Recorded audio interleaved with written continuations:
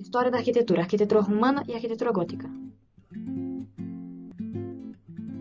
arquitetura românica afirma-se no século XI ao início do século XIII como o primeiro grande estilo arquitetônico internacional do Ocidente medieval. A sua difusão pela Europa decorre da reforma monástica e do aumento de peregrinações, que exigiu templos maiores e melhor organizados. Em Portugal, o românico afirma-se desde o final do século XI e início do século XII, prolongando-se com continuidade ao longo do século XIII. Surge num contexto de reconquista e de consolidação do reino, em que mosteiros e igrejas funcionam como marcos de ocupação, centros de culto e instrumentos de legitimação política. A ação das ordens beneditas e da reforma cluniacense instaurou redes de espiritualidade, trabalho e construção. Mais tarde, os cistercienses imprimiram maior sobriedade, rigor técnico e clareza estrutural. A presença mais presente do românico é no norte e no centro-norte, que hoje se sintetiza pela rota do românico, onde predomina-se o material granito, que favorece volumetrias compactas de expressão austera, com arcos de volta perfeita, abóbadas de berço e de aresta, paredes espessas e vão contínuos, plantas em cruz latina, que recorrem a contrafortes e integram claustros nos condutos monásticos, reforçando a ideia de estabilidade e recolhimento. Características do românico: temos os arcos de volta perfeita, arcos semicirculares usados em portas, janelas e arcadas, distribuem o peso para os apoios e aumentam a estabilidade estrutural. As abóbadas de berços, que são coberturas contínuas que prolongam o arco de volta perfeita, formando um túnel. As abóbadas de aresta, que resultam no cruzamento ortogonal de duas abóbadas de berço, que melhora a distribuição de esforços. E a organização espacial típica é a planta de cruz latina, com nave longitudinal, transepto e abside semicircular. Em alguns casos existem plantas centrais, mas a cruz latina predomina. As janelas pequenas e escassas, pois as aberturas são reduzidas para não fragilizar as paredes e assim gerando interiores de penumbra e iluminação limitada. Uma das maiores características do românico são as paredes muito espessas para suportar os pesos das abóbadas e garantir estabilidade. Torres robustas, geralmente quadradas, que são elementos verticais de presença forte e austera, sem grande sofisticação ornamental. Em materiais, que mais predomina é a pedra e a madeira. Em Portugal, é o granito, em que favorece moldurios simples, cortes precisos e uma expressão mais austera e robusta. A decoração românica concentra-se nos portais, como no tímpano semicircular, e arquivoltas, que às vezes, acompanhada com mainel, organizavam narrativas e símbolos de forte impacto com temas bíblicos como o juízo final e Cristo Pantocrator. Também acompanhado de capitéis historiados, já ampliou a função de catéquica, enquanto rosáceas traz luz e sentido simbólico à fachada. Os contrafortes também são uma característica muito marcante do românico, pois são suportes externos em pedra que absorvem os impulsos das abóbadas e reforçam as paredes, aumentando a segurança do edifício. Os claustros e anexos às igrejas, que são pátios quadrangulares, rodeados por galerias arcadas, articulam a igreja e dependências monásticas, servem à meditação, circulação e convivência com simbolismo de paraíso e vida contemplativa. Também, como característica, temos cornichas com cachorros esculpidos, que são modilhões, pequenas peças salientes sobre cornija, talhadas com figuras humanas, animais ou fantásticas, sustentam e decoram com valor simbólico. Também temos gárgulas, que são canais esculpidos para escoar a água da chuva para longe das paredes. Além da função prática, tem significativo simbólico de afastamento do mal do espaço sagrado. A igreja de São Pedro de Ratos é um dos mais importantes monumentos românicos em Portugal, sendo considerado uma das melhores expressões da arquitetura medieval portuguesa. Localiza-se na vila de Ratos, no concelho de Póvoa de Varzim, e a sua primeira fundação remonta antes do século X. O edifício foi reconstruído e amplificado no século XI, durante o reinado de Conde Dom Henrique de Borgonha e de Dona Teresa de Leão, na sequência da doação do antigo e arruinado mosteiro de Ratos.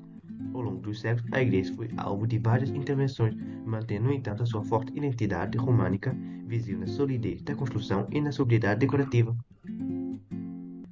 A planta da igreja, em cruz latina, é composta por 3 naves e 4 secções, de dimensões diferentes, sendo as duas mais próximas da entrada mais reduzidas. O edifício integra um transepto bem definido, uma abside semicircular e absides laterais de menor dimensões, todas reforçadas por contrafortes, elemento comum do românico. A igreja de São Pedro de Ratos assenta em paredes de suporte com arcos de volta perfeita ou ogivais, apoiado em pilares fortes e variados. A cobertura das naves é em madeira, enquanto o ábside apresenta soluções em pedra.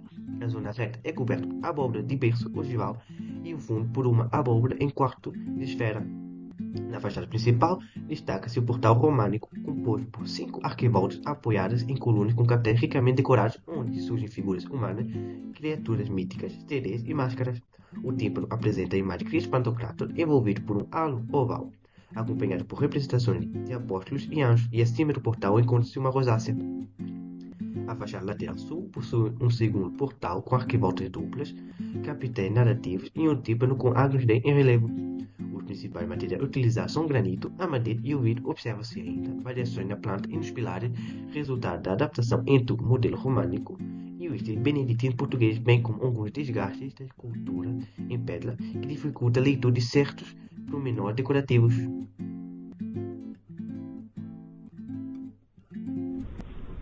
A arquitetura gótica surgiu na Europa no século VII, em um momento de mudanças sociais e crises.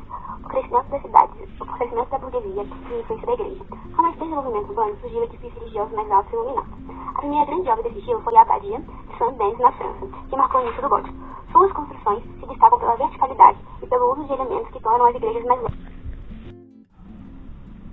O estilo evoluiu com o tempo, passando por fases como o Renoante, marcado por grandes vitrais e menos alvenaria, e o Flamboyant, mais detalhado e sofisticado. Arcos ogivais, que permitem maior verticalidade e melhor distribuição do peso, abóbadas ogivas mais leves que as romanas, que permitem um espaço mais amplo. Arcobanhos, estruturas externas que sustentam as paredes mais altas. Rosáceas, elementos localizados na entrada principal das igrejas e que apresentam formato de rosa.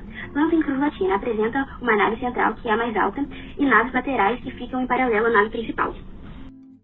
Tendência à verticalidade, com torres que simbolizam uma aproximação com Deus. Transepto, atravessa a nave principal perpendicularmente. Esculturas e gárgulas usadas para ornamentação, ensinamentos religiosos e escoamento de água. A Catedral de Notre-Dame de Paris constitui um dos exemplares mais emblemáticos da arquitetura gótica europeia. A sua construção teve início em 1163, prolongando-se até cerca de meados do século XIV, atravessando diferentes fases que refletem a evolução do próprio estilo gótico. A edificação de Notre-Dame prolongou-se por várias décadas e atravessou diferentes estilos e fases construtivas.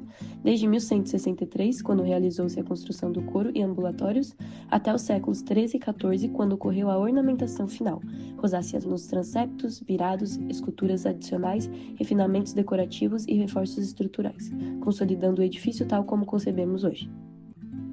O edifício apresenta uma planta em cruz latina, integrando uma nave central ladeada por duas naves laterais, um transepto pronunciado, um coro profundo, deambulatório e um conjunto de capelas radiantes. Essa configuração permite simultaneamente a circulação de fiéis, a exposição de relíquias e a realização de grandes cerimônias litúrgicas.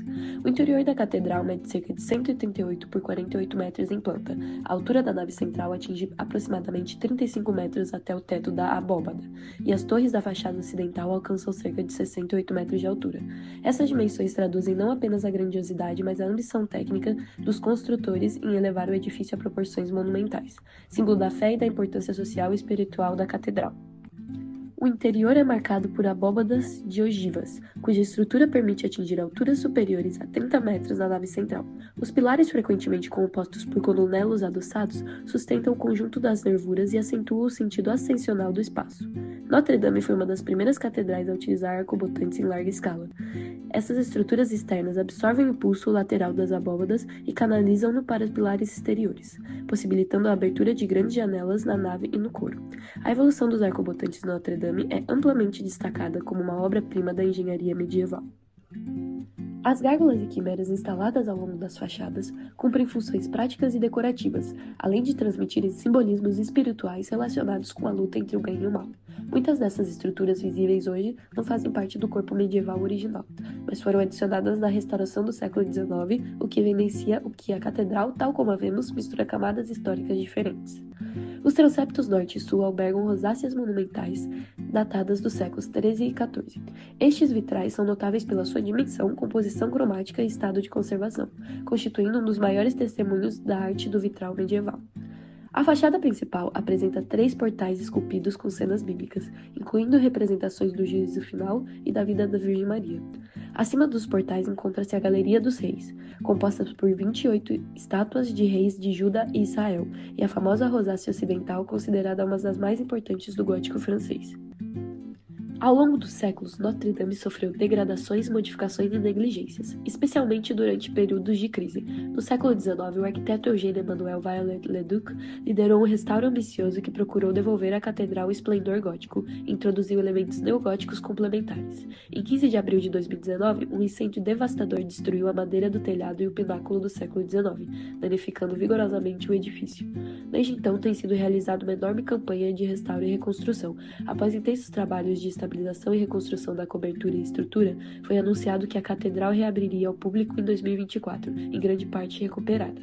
Essas intervenções realçam a importância da Notre-Dame não apenas como monumento histórico ou religioso, mas como patrimônio cultural e símbolo da identidade europeia, cuja preservação mobiliza esforços técnicos, científicos, artísticos e sociais.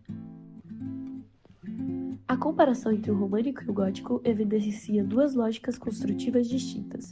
Paredes portantes concentram o esforço estrutural, vãos contidos e abóbadas de berço ou de aresta definem o estilo românico. Tendência à horizontalidade, interiores de penumbra, decoração concentrada em portais, tímpanos e capitéis também o definem. Enquanto no gótico seria o uso do arco ogival, abóbada de ogivas e arcobotantes, uma estrutura que liberta as paredes de função portante, grandes janelas, naves elevadas, leitura ascensional e o predomínio de luz e verticalidade. Quanto aos materiais e técnica, o românico português recorre ao granito e soluções robustas, enquanto o gótico permite superfícies vazadas, ornamentação ascensional, pináculos, vitrais e rosáceas.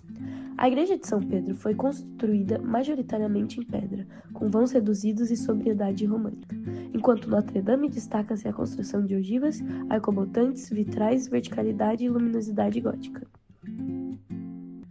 O relatório apresenta uma leitura comparativa entre a arquitetura românica e gótica, com base nos estudos de caso da igreja de São Pedro de Erasmo em Portugal e da Catedral Notre-Dame de Paris, em França, permitindo compreender a diversidade regional e a evolução técnica da arquitetura medieval. A análise mostrou que o românico se baseia numa lógica mural com paredes portantes não reduzidas e abóbadas simples, criando espaço de recolhimento e sobriedade. Já o gótico assenta numa lógica esquelética, onde o arco ogival, as abóbadas de ogiva e os arcobotantes permitem maior elevação das naves, grandes janelas e uma linguagem denominada pela verticalidade e pela luz. Em São Pedro de Erasmo, a decoração concentrada em portais capitéis refletem a robustez do românico português. Em Notre-Dame de Paris, a articulação estrutural e os vitrais narrativos exemplificam a exuberância do gótico francês. Conclui-se que se a passagem do muro ao esquelético representa uma mudança fundamental no modo de construir, transformando a técnica em linguagem estética e redefinindo a experiência do espaço sagrado na Europa medieval.